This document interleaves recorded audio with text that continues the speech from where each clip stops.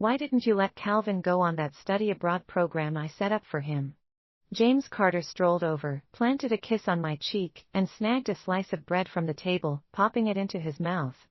Sending a kid off by himself to a faraway place? That's enough to make anyone worry. Plus, it's been ages since we've had a family trip.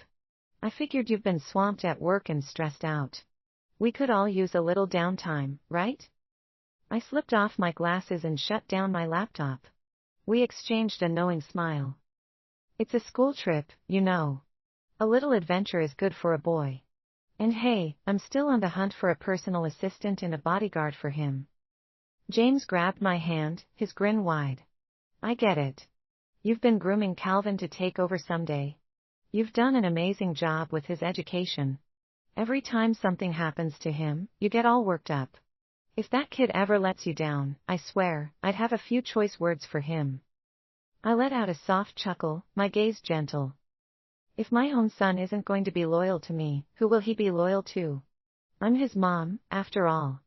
It's my job to make sure my hard-earned boy grows up right and is ready to take over what I've built. James' face lit up at my words. With a wife and kid in tow, what more could a guy want? Then, he wrapped me up in a warm hug. Honey, you're the best wife anyone could ask for. Marrying you was the luckiest break of my life. He released me and started peeling an egg for me. Then, he poured me a glass of milk. He was every bit the doting husband. If I had not overheard his chat with Mandy Wood, I would never have guessed that James had been eyeing my fortune all along. Back when the IVF had just worked and I was eager to share the good news with James, I caught him in an embrace with Mandy instead.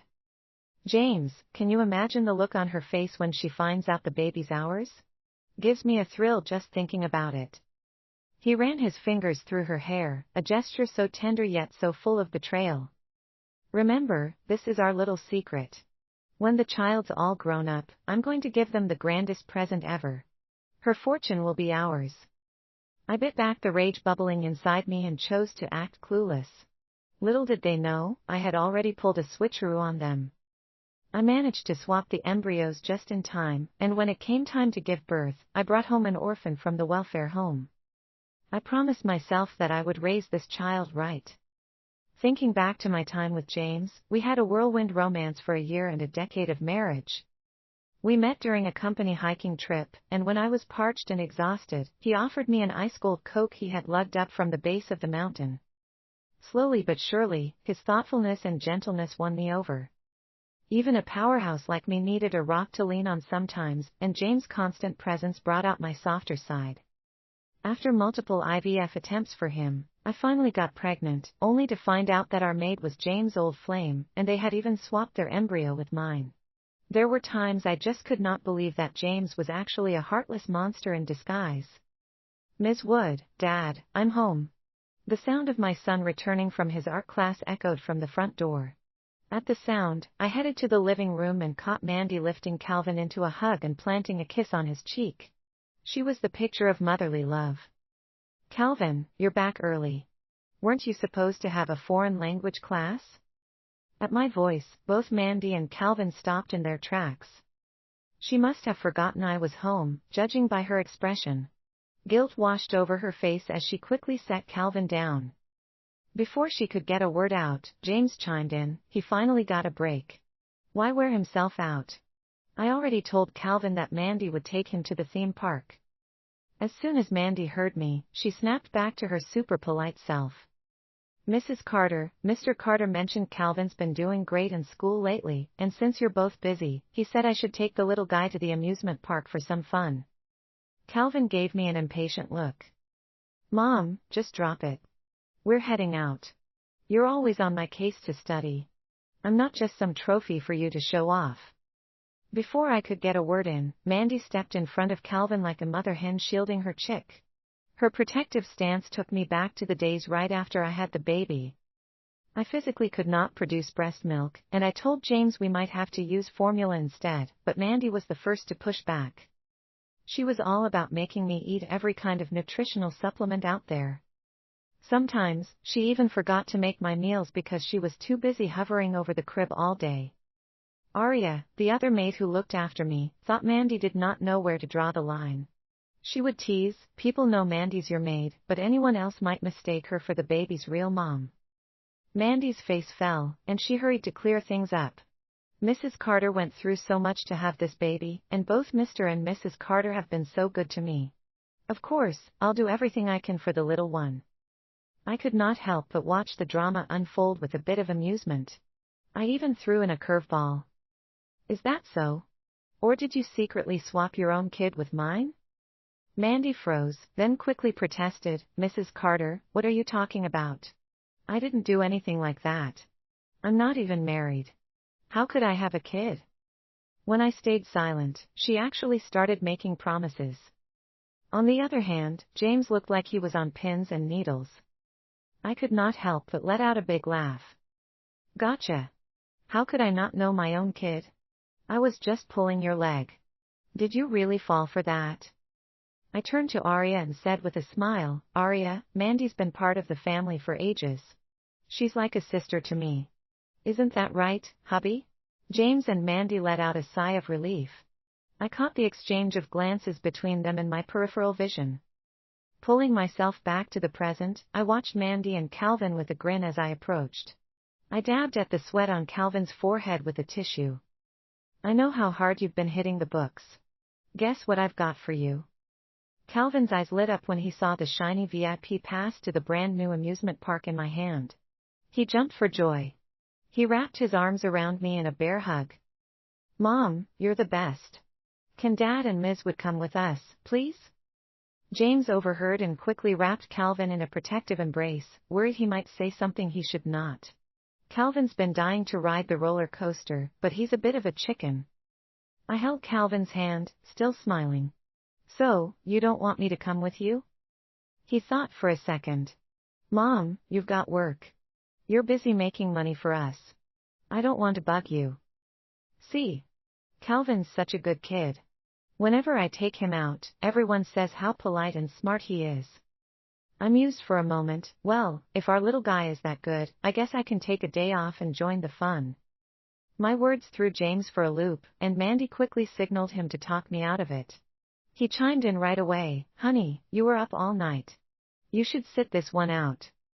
Mom, get some rest, okay? I'll bring you back a treat when we get home." I flashed Calvin a grin and said, "Okay, your wish is my command, kiddo." Calvin leapt into the air in a burst of joy. "Mom, I need a new laptop too. The old one's a no-go for gaming." I chuckled and gently ruffled his hair. "You got it, champ. Even if you want the stars in the sky, I'd find a way to snag them for you." Calvin was over the moon. He kept bouncing around, tugging James with one hand and Mandy with the other. A pang of annoyance hit me hard. They looked like the picture-perfect family, all smiles and sunshine, while I felt like the villain hogging their happy ending. The truth was, when I first took Calvin in, I poured my heart into raising him. I never wanted the bad blood between James, Mandy, and me to taint an innocent kid. However, this kid, he wasn't worth my heart. Ever since he started thinking Mandy was his real mom, he practically wrote me off. All he was doing was biding his time, waiting to cash in on my demise and snatch up the inheritance. Well, if that was how it was going to be, I wouldn't play nice anymore. James and Mandy had always believed in staying under the radar, thinking it was the safest bet. When I was home, they played it cool. They kept their distance and acted as if their relationship was just like that of any other employer and maid. However, when they saw I was not biting, Mandy started acting like she owned the place. She would even have James chauffeur her around for grocery runs. The new neighborhood security guard. He was convinced she was Mrs. Carter. However, it worked for me. It gave me the perfect cover to jet off and visit my own flesh and blood. Mandy knew darn well that seafood was off limits for me due to my allergies. However, every time I came home, there would be a seafood feast waiting. "Mrs. Carter, Calvin's in crunch time with his studies. I've heard from the experts that seafood's brain food because of all that protein." If it was not one thing, it was another, like the time I caught a nasty cold and Mandy quarantined me in my room like I was patient zero. "Mrs. Carter, Calvin can't follow right now. If he skips school now, he'll fall behind," she insisted. I knew she was just trying to one-up James and keep her son under her thumb, but I kept my mouth shut. I watched their daily dramas unfold and saw Calvin grow more defiant by the day. His ears were practically tuned only to Mandy's voice. It all came to a head with just 100 days to go before the final school exam, when Calvin threw a fit and declared he was done with school. That was the day James lost it and actually slapped Calvin. "You want to drop out?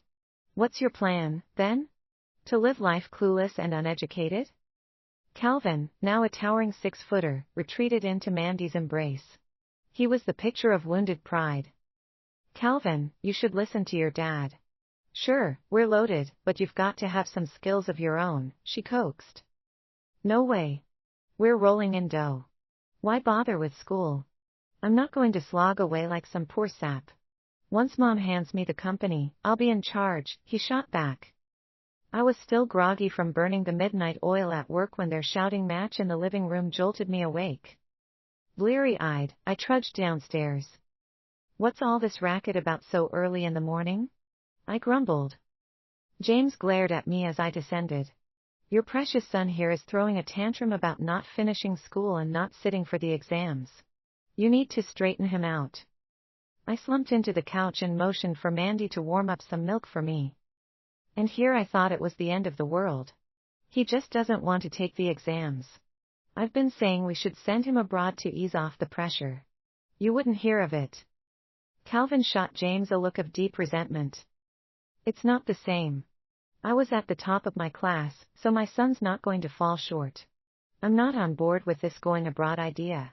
Even when he's at home, he barely cracks a book. If he goes abroad, he'll totally go off the rails." Mandy passed me the milk with a concerned look. "Mrs. Carter, I've got to side with Mr. Carter on this one. Having the kid at home just feels safer." I shot Calvin with a sympathetic grimace.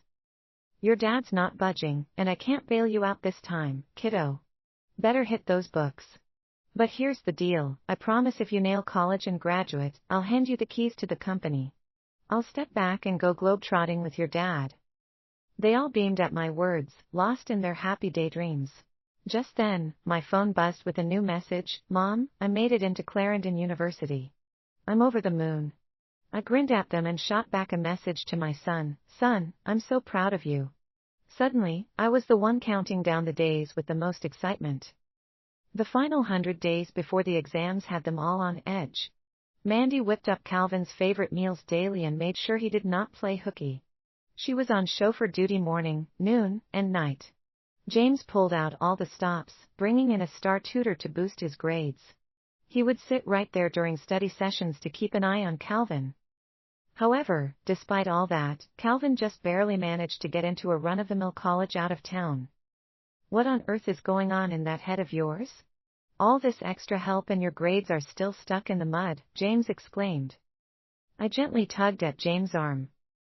"They say the apple doesn't fall far from the tree. Maybe he got his smarts from me? Listen, son, when it's time to find a partner, aim high education-wise. You don't want to shortchange your future kids." I did not mean much by it, but the words hung heavy in the air. That night, a heated argument broke out in the room next door. I flicked on the surveillance feed, and there was Mandy, clad in a slinky nightie, tears streaming down her face. "It's all on me.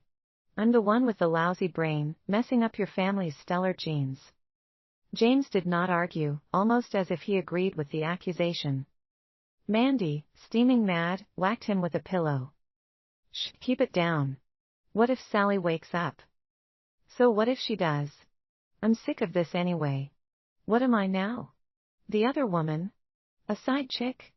I'm stuck waiting for you and your kid, and that woman too." James quickly wrapped Mandy in his arms. "Just hang in there a bit longer. Once Calvin is in charge of the company, I'll make Sally vanish, and then you and I will have our big, fancy wedding." The room was charged with their secret romance, and I did what I always do, I saved the video, keeping it for evidence someday. On the day Calvin was off to college, James clung to his son. Mandy was behind them, quietly crying. They watched Calvin until he was on the plane, and only then did they leave with heavy hearts. I could not help but tease them. "Anyone else would think you two are an item. He's just off to school, not like he's gone for good. Is all this drama necessary? Mandy, realizing she had been a bit over the top, scrambled to explain, I watched Calvin grow up, okay? I'm attached. Sure, honey. You can get attached to anything if you're around it long enough, even pets, James said. I just chuckled. Let's face it, our boy's grown up. He's got his own life now. We just need to look after ourselves. Back home, Mandy told me a relative was sick and she wanted to quit. I did more than just let her go, I gave her a bonus. They must have thought I was an idiot, letting them play me like that. After Mandy left, James started coming home less and less. Whenever I asked, he would say he was hooked on night fishing. Yeah, right. Unbeknownst to him, the overpowering perfume clinging to his clothes and the lipstick stain on his collar were dead giveaways. Still, I played it cool, knowing that the time for payback had not come yet. When he stumbled in one night, a coldness clung to him that sent shivers down my spine. James smelled strongly of booze. Honey, I've been missing our boy. You think he's doing all right? Once he's back to take the reins of the business, you can hang up your hat, and we'll jet set around the globe. Does that sound good? I fought back a wave of disgust and managed to smile. Absolutely. As soon as he's ready to run the whole show, it'll just be the two of us in our own little world. Despite his tipsy grin, James' eyes were sharp as ever. We're about to be a complete family again.